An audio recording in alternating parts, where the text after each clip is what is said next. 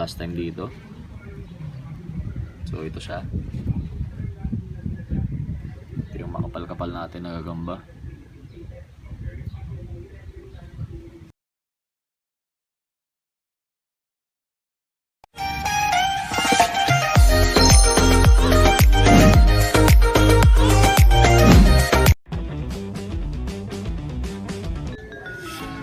So yun, what's up sa inyo mga kaji, Galombino pa rin. So isa pang content natin ngayon, kung napanood nyo yung una about sa gagambang Japan. Ngayon naman sa normal na gagamba. So paano ako magpakain at gaano kalaki yung pinapakain ko.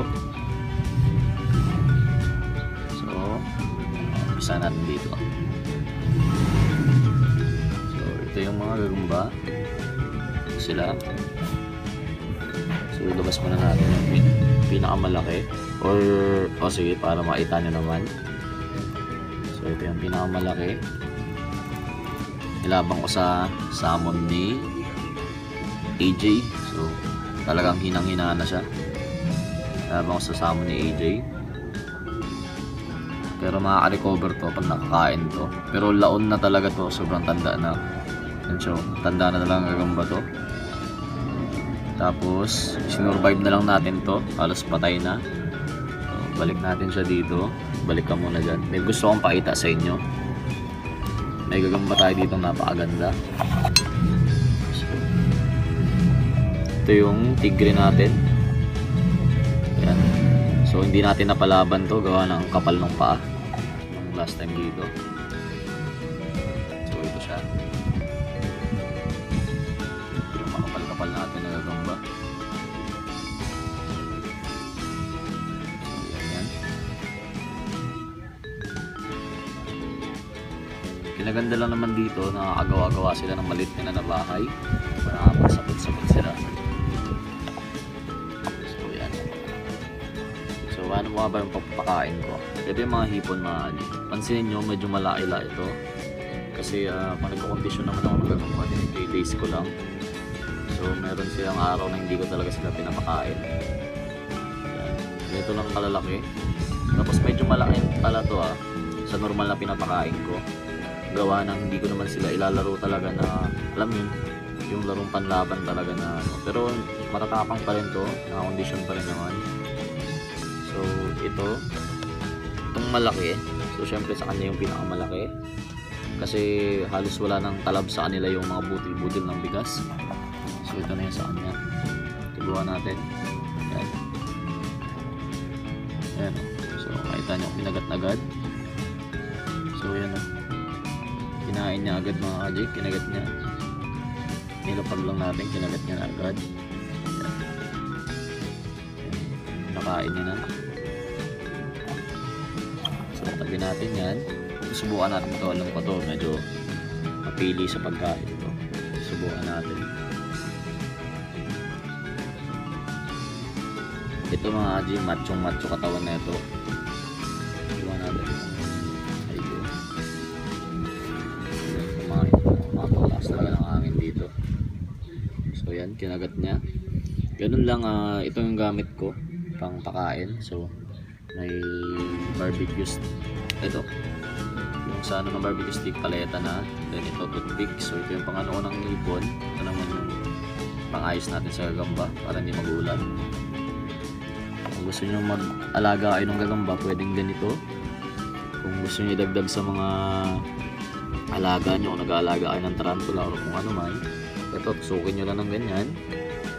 Tapos ito, bigay nyo lang. Pero ito, itong size na ito mga kadyong tutusin. Dapat ito maliliit na lang binibigay ko. Pero okay lang naman. Gawa ng tansyado ko naman yan. So, kasi itatai lang nila yan. Tapos, isang araw lang na magugutom yan, wala na ulit sa katawan nila yan. Kasi yung hipon, mabilis pumayat yung gagamba. Mabilis lumaki, mabilis din pumayat. Gawa ng soft lang siya, madali siyang ilabas ng gagamba. So yan, ito yung paborito nating kulay. Yung salmon natin, pansinin nyo yung sakot ng salmon. Halos parang bahay na. Kung napapansin nyo, yan yung ano ng salmon, parang bahay na siya. Subukan natin kung kakain din yung salmon. So hindi ko na siya ilalabas. subukan natin yung pakainin kung kaagat yung salmon or kung ayaw niya.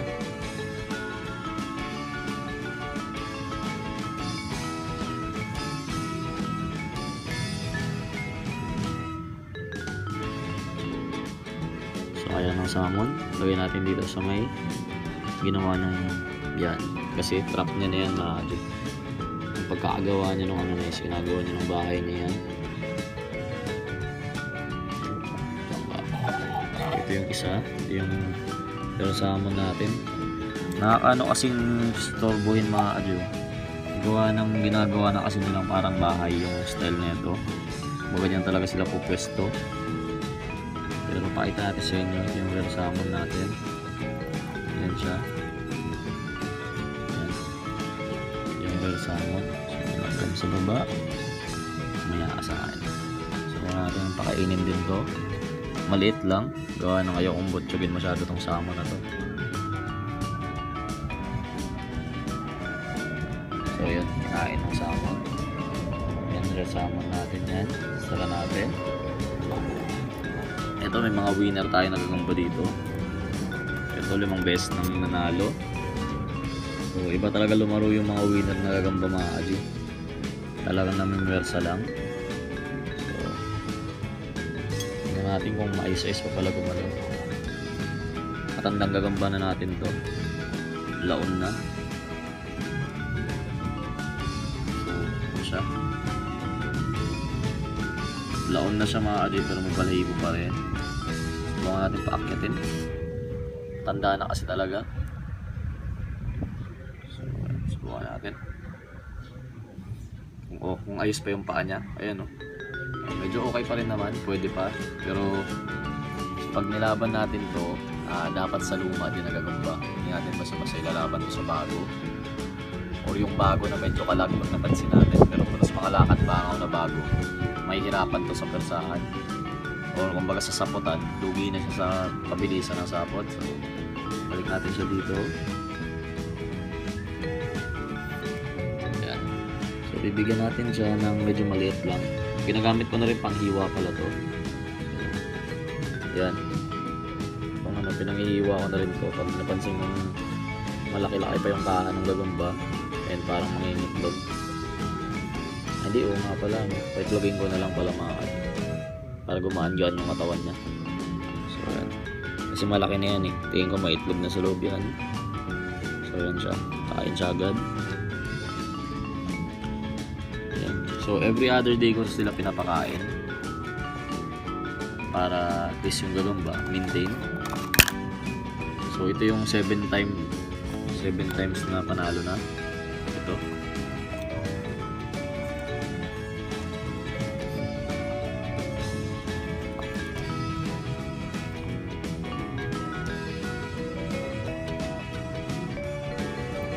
Ito siya. 7 times mga kali na panalo. So 7-0. Grabe, lagkit na masyado. Parang di ko na dapat pinapahipon pa to ng ano, ng may honey. So mamaya purgahin natin ng tubig to.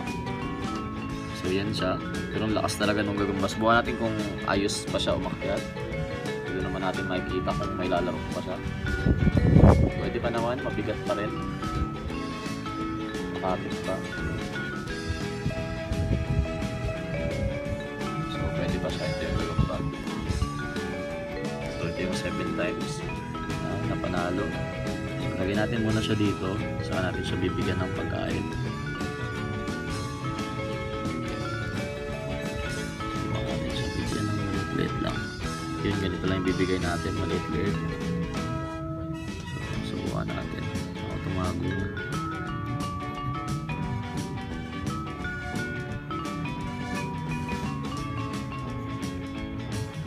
So yan, nasa bibig niya na. Yan yan.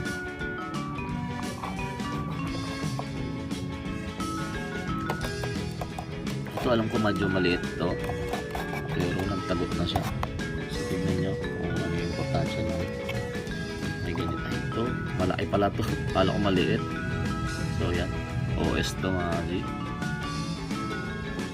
Subukan natin. So So winner na rin natin to. Ganda-gandang gagamba din. Dati transparent yung kulay niya. Yan.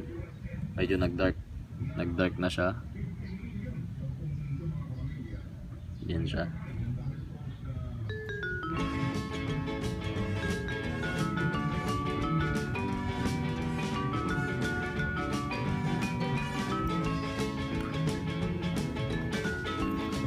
Lagyan natin siya dito.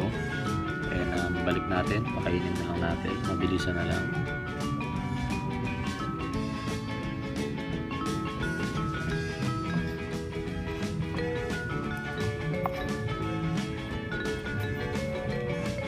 Okay, tapos lang. Buwan natin siya lagay dito. So try natin siya bigyan ng pagkain.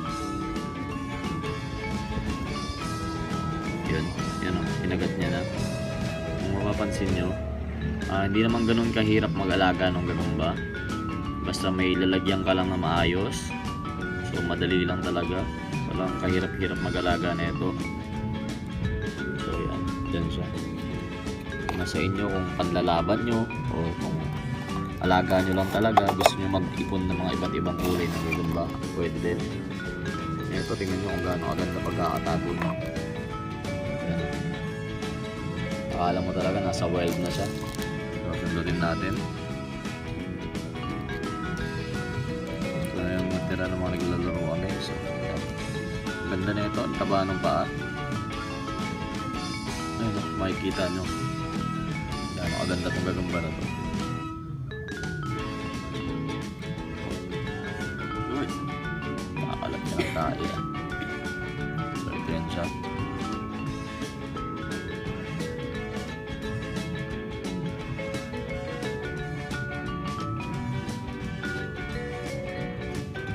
Taba ng paa. Uy! Yun.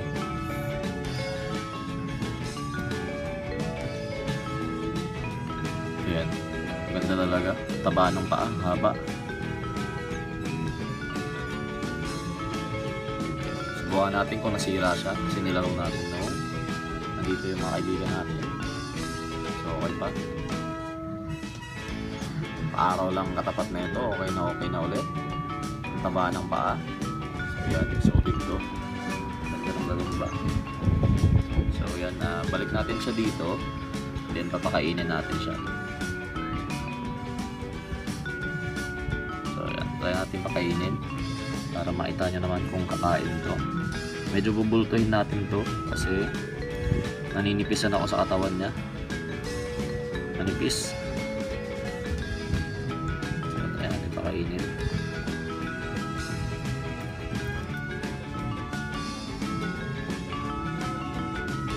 So medyo alangan yung gagamba kumain na ito.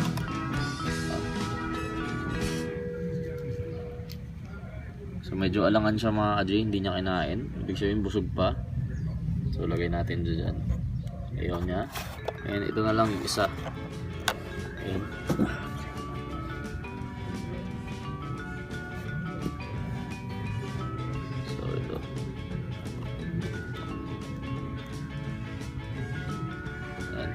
Ito winner din natin. So ano lang pala ng gagamba mga Adya, sinayarap pa sa bibis sa mga baguhan lang mga Adya. Kasi yung mga nagagamba dyan, may kanya-kanya naman tayong diskarte siguro. Pero sa mga baguhan, ginagawa ko nito, kung gusto nyo talagang malakas siya na parang panlaban yung datingan ng gagamba. So ang kailangan nyong gawin pagkatapos pakainin, paarawan nyo. Tapos pagkatapos ng paaraw, sandali lang, depende sa init, depende kung anong oras na. So advisable ko kung medyo hindi pa ganun kalakas yung init, pero kumbaga sa nainitan na talaga yung gagamba pero hindi pa ganun kalakas, mga 5 minuto siguro, tapos buksan nyo yung lalagyan nyo, tulog naman yung gagamba nyan. And pagtapos nyo mapainitan, labas nyo, patayihin nyo, tapos lagay nyo na sa lalagyan. So pag inano nyo yung gagamba, gabi na ulit or depende kasi. May ibang nagagamba, gabi sila nagpapakain. May iba namang nagagamba umaga or magtapatanghali na. So, lagyan na natin dito kasi paulan na rin ulit. Bibigyan ko lang siya ng pagkain, mabilisan lang. Okay, goods. Okay. Goods na yan.